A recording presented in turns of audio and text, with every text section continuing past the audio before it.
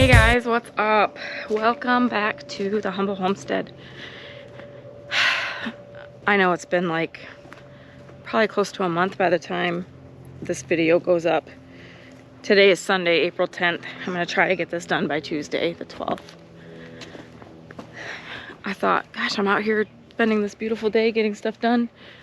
It'd be a good time to pick up the camera and show you what I'm doing, right? But I want to talk about what has held me up from posting the last few weeks. Anyway, I've just been feeling kind of down in the dumps. I'm just gonna keep it real with you today. Maybe it's just the tail end of winter, the winter that just keeps on giving. Maybe it's I don't know, the fact that I so desperately want land. But at the same time, I've been telling Phil that maybe we should wait. I know that we're approaching unprecedented times, and I don't know, something just tells me, something I just been feeling lately, like, you know, maybe it's God. I don't know. You guys know I don't keep my faith a secret. But let's sit here for a second. I just thought, you know, maybe we should be waiting before we dive into land that we don't necessarily even need right now. And it's funny that, like, I was starting to feel that way, and like within a couple of weeks I started listening to Joel Salatin's book You Can Farm. Honestly, like, I'm not even finished with it because to listen to audiobooks is kind of hard for me. I never have quiet time, which is also why I don't film very well, because I keep waiting for like quiet moments. Anyway, that book is, so far it's been like amazing. As an entrepreneur myself, I feel like I've always had like an entrepreneur mindset, and even though the goal here at the homestead, like, of course I eventually want to like be able to create financial stability for ourselves, I want to be home. I want to do this from home. I don't know. Anyways, the book is amazing. Even if you're not into farming, I think that a lot of the wisdom he shares in that book would be amazing for any entrepreneur. Anyways, I was feeling kind of like, am I even really a homesteader? You know, I can't afford a green stock. I can't afford a Virgo garden bed. I'll have to show you the garden right now. You know, have you even arrived if you don't have a cow? Like, I don't know. I know none of that makes you like a homesteader or not, but I just been in my feels about it lately. Let's take a look at the quail, huh? They need new sand, but they're in here. They've been on like an egg laying strike the last few days, which is funny because I was just about to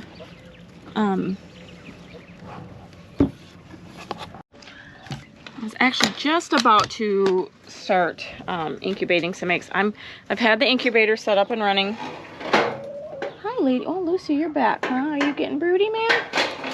I don't know. She's been in there all day. Maybe she's older, so I don't know if she's struggling to lay an egg or if she's getting broody. Anyway, I've had the incubator set up for about a week. I think I'm feeling comfortable enough to throw some chicken eggs in it, and then quail eggs will be 3 days later. Anyways, I wasn't going to get any new animals this year. Like, I wasn't going to add new chickens unless I hatched them myself here on the homestead. But I actually ended up rescuing some babies, and I will show them to you in a minute. They've been in my son's garage. Well, my husband's garage. My son claims it is his. They've been in the garage and in a container, like in a bin, because I wasn't really set up to brood them. So I rescued these 4 baby chicks that a photographer had bought for her mini sessions, which, as a photographer myself, I have opinions about that. I don't ever think it's a good idea unless they're yours. But I feel like they came to us a little stressed. They haven't been the nicest, and I'm hoping that moving them out here with more space will help alleviate that.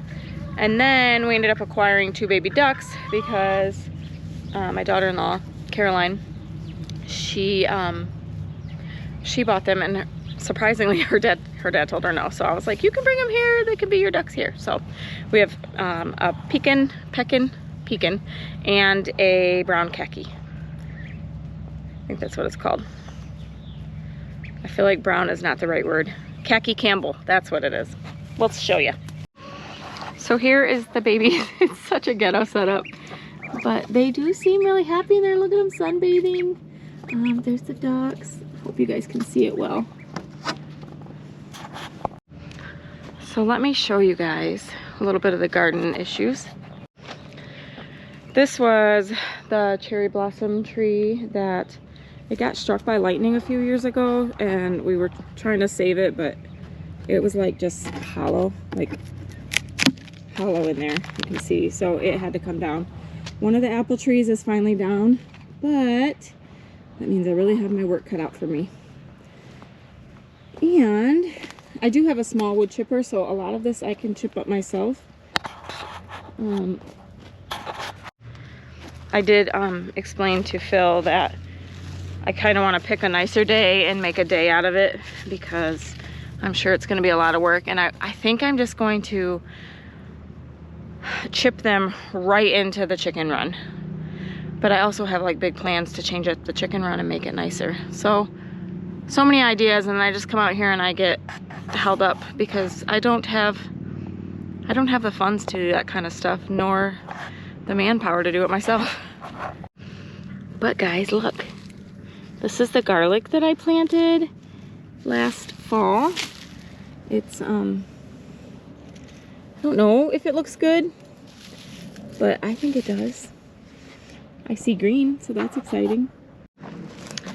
So hopefully lots of goodness coming soon. I did get my seeds planted finally around the 1st of April, and I'll show you a little bit of footage from that. I'm not going to go inside with the camera right now because everybody's just getting over the stomach bug over here, and they're kind of crabby still. Let me show you the duckies. In the beginning, I actually had the ducks with the chickens, and you can cohabitate ducks and chickens. Let's see what Honor's doing. Look at him, living his best life, sunbathing. Of course, every time he sees me, he thinks I got food. He'll probably come in here. Anyway, oh, that's dark. You can cohabitate ducks and chickens. The thing is you have to have like a good duck to chicken ratio, because if a duck tries to mate or to mount a chicken, it can really hurt them, if not be fatal. So I noticed that he was starting to get a little, not so much aggressive, but I only had 2 ducks. So now that I have 4, I still plan on making them like their separate run, but I'm hopeful that, you know, maybe some days, maybe all the time, we'll see. What is that on my screen? Anyways, I'm hopeful that some days I'll be able to like open the run and they can all, you know, I had all these great plans to like show you what I was doing, but I feel like I've rambled so much I've probably made enough video. I moved the chickens and the ducks into that temporary run. I actually really want to make that pink house like the duck house, but I may change my mind, I don't know. The problem is I don't really have like a great grow out space for pullets, like for chickens that are out of the brooder but not really ready to be introduced to the whole flock.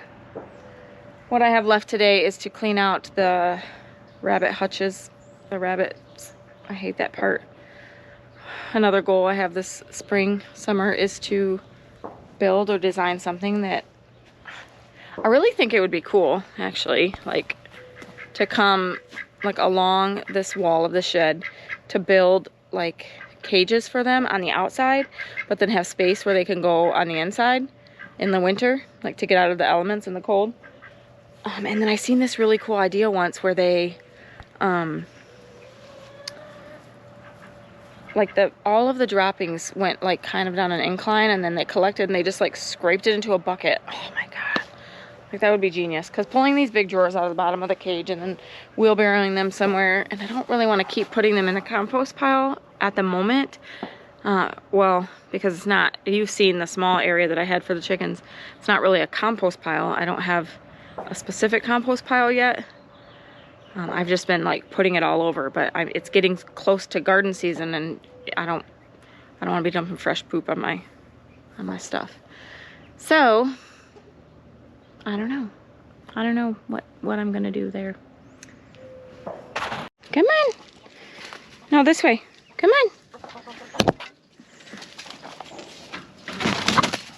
What are you doing? So usually I let them out here, but I haven't in the last few days because I'm trying to let it rest a little bit. Anyways, she's back in. I really wanted to take these hideous tarps down, but it's keeping their food and water covered, you know, from the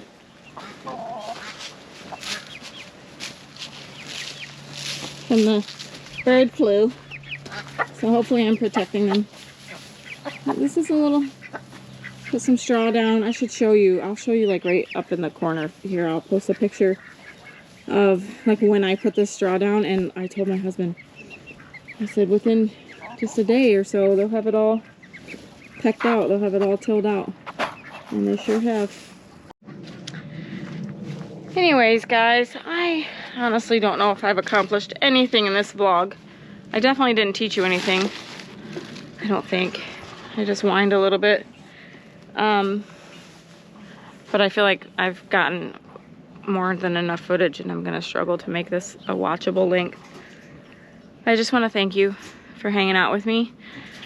Thanks for being patient while I waited, and I'm really gonna commit to doing better, posting more content. I'm just gonna warn you right now that it's probably going to be chaotic, because my house is chaotic, and I can't wait for peaceful moments, because they don't usually come. I keep a bag of cranberries out here. They're not really bad, but I feel like they were a little too dried out for us. I'm gonna sprinkle some out here for Honor. Here, buddy. Anyway, I thank you guys. I look forward to sharing some footage of what's to come now that it's spring, and I'm gonna do more than just bake in my kitchen. Anyways, until next time guys, stay humble.